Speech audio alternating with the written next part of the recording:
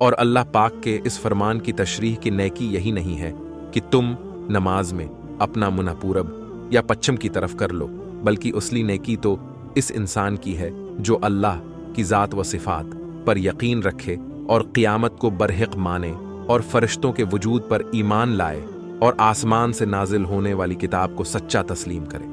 और जिस कदर नबी रसूल दुनिया में तशरीफ़ लाए उन सब को सच्चा तस्लीम करे, और वो शख्स माल देता हो अल्लाह की मोहब्बत में अपने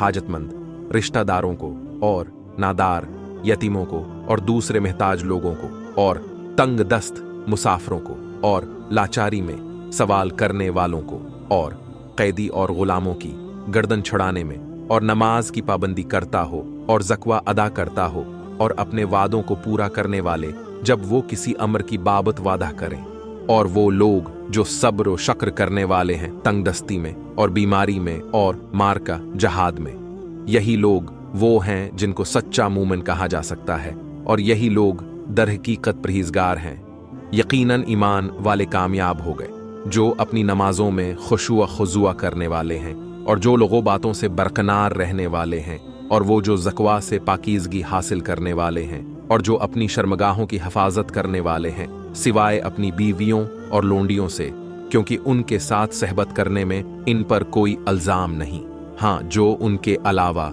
जिना या लवातत या मुश्त जनी वगैरह से शहवत रानी करें, ऐसे लोग हद से निकलने वाले हैं। और जो लोग अपनी ईमान तो अहद का ख्याल रखने वाले हैं और जो अपनी नमाजों की कामिल तौर पर हिफाजत करते हैं, यही लोग जन्नतुल फरदौस की विरासत हासिल कर लेंगे, फिर वो उसमें हमेशा हमेशा रहेंगे।